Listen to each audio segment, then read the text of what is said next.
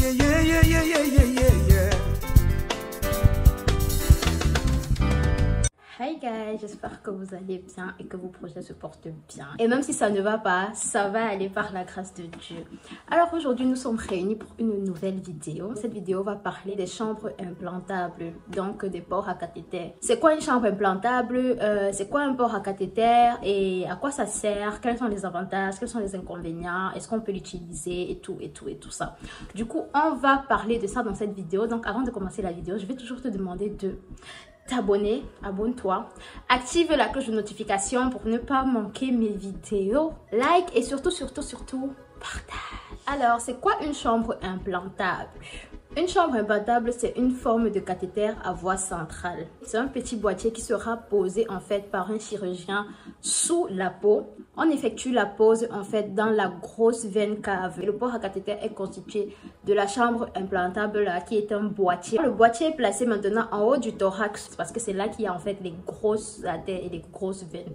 Donc on met généralement le port à cathéter et la chambre implantable là.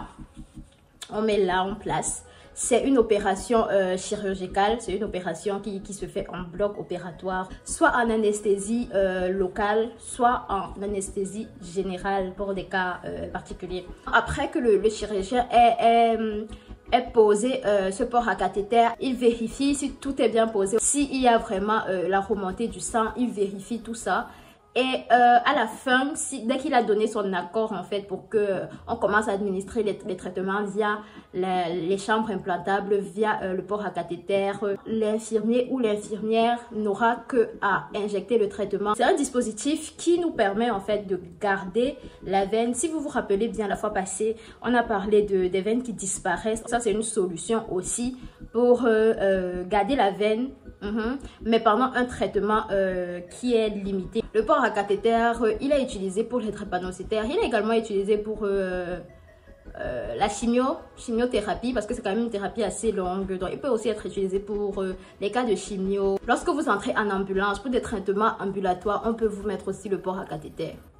C'est possible dans des cas un peu compliqués.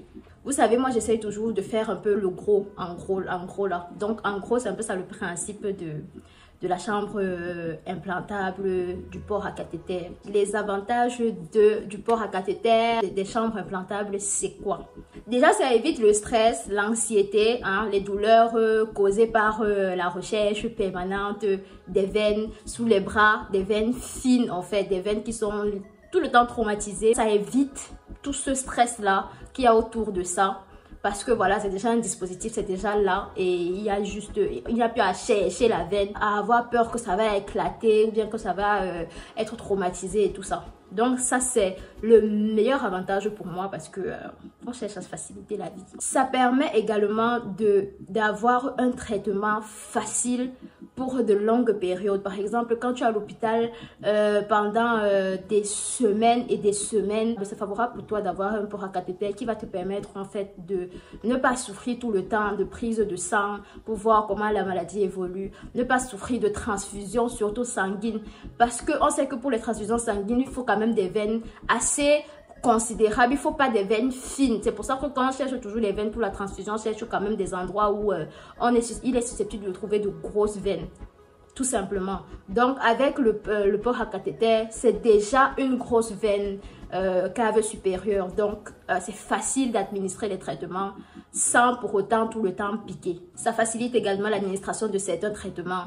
Comme il y a souvent des antibiothérapies qu'on fait et les antibiothérapies, souvent ça fait mal aux veines, littéralement, on te pique l'antibiotique et ça chauffe parce que l'antibiotique est fort, il y a des antibiotiques qui sont assez forts. Quand on te fait l'antibiothérapie, la veine, il est préférable d'avoir un port à cathéter parce que les veines souvent qui sont fines, elles sont traumatisées en fait, ça fait super mal, ça chauffe littéralement, moi je me souviens, ça chauffe en fait, la veine chauffe et c'est pour ça qu'on te met en fait, on met tout doucement, on t'injecte petit à petit parce que ça chauffe.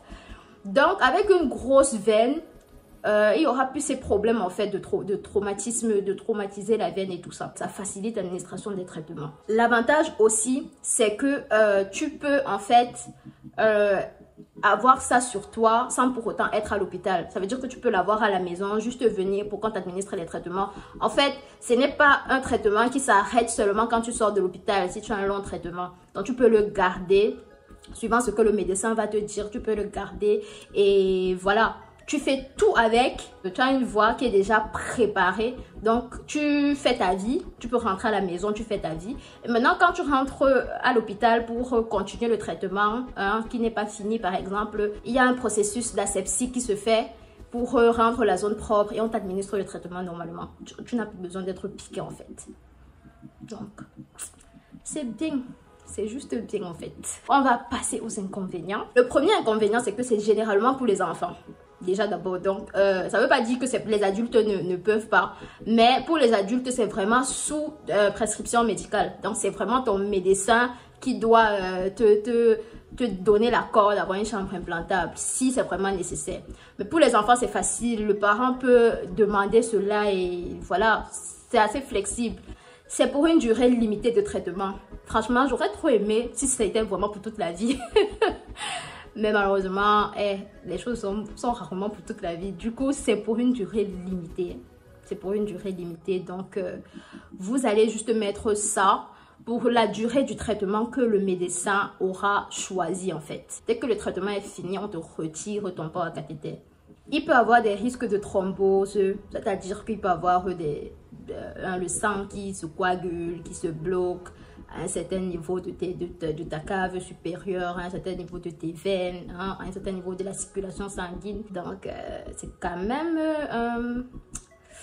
même super important à prendre vraiment en considération parce que ça fait quand même peur.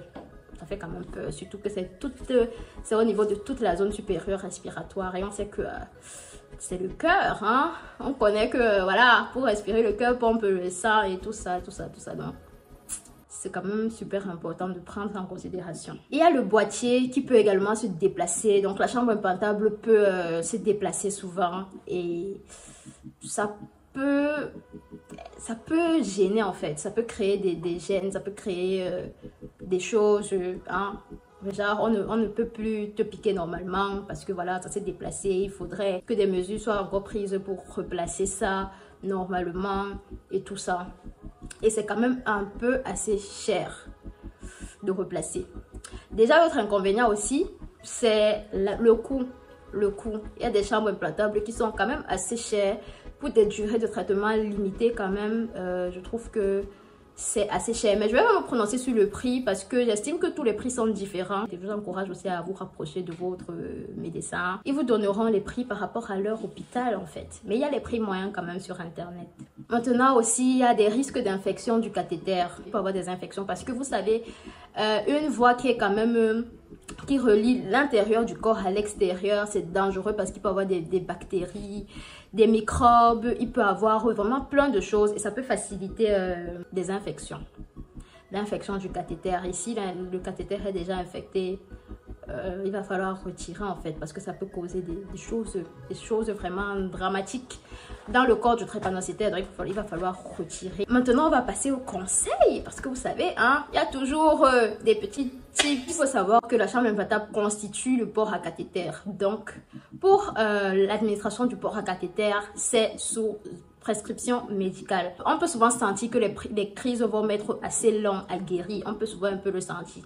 Donc, si vous le sentez, vous pouvez proposer cela à votre médecin pour faciliter en fait la prise de sang et toutes les administrations durant votre séjour à l'hôpital. Le deuxième conseil aussi, c'est que si vous sentez une gêne accrue au niveau de votre thorax, parce qu'il y a la gêne normalement parce que vous avez quand même un corps étranger qu'on va vous mettre là et voilà, vous allez faire votre vie pendant un moment avec.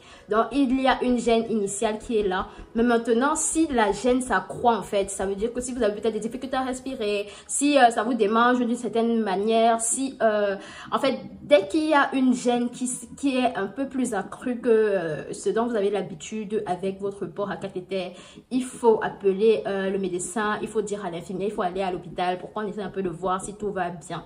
parce qu'il y a vraiment des risques d'infection. Il faut protéger votre capital veineux en fait pendant la durée du traitement. Ça veut simplement dire protéger votre port à cathéter. Tout le corps médical va vous donner les instructions quand vous allez avoir le port à cathéter. On va vous dire comment il faut traiter le port à cathéter tant que vous l'avez. Mais ce que je peux vous dire tout simplement, c'est que généralement, on ne lave pas la partie du port à cathéter là. Donc, c'est une partie vraiment à priser. Je sais que c'est là au thorax et tout le monde se lave le thorax, mais on ne lave pas en fait. Il faut vraiment protéger cette partie pendant que vous avez le port à cathéter. Vous pouvez également utiliser le cathéter PICC-Line. C'est un cathéter qui est sous la veine et qui se relie directement au port à cathéter. Et là, ça facilite en fait de trouver les veines même dans les parties des bras.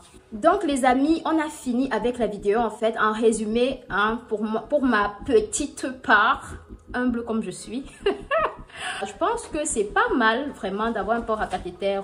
Mais ce qui me dérange un peu, c'est que c'est pour une durée quand même limitée. C'est ça qui me dérange un peu. Après, c'est une superbe idée pour ne plus vraiment avoir mal lors des traitements à longue durée. On est arrivé à la fin de cette vidéo. C'est déjà fini. J'espère que cette vidéo vous a plu. Elle était quand même assez brève, mais je trouve que c'est important de parler de tout. J'espère que vous avez bien reçu quelque chose de cette vidéo parce que c'est ça le but. Avant de terminer la vidéo, je vais toujours vous prier de vous abonner, activer la cloche de notification pour ne pas manquer mes vidéos, liker et surtout partager. J'ai bien fait aujourd'hui. Bye bye.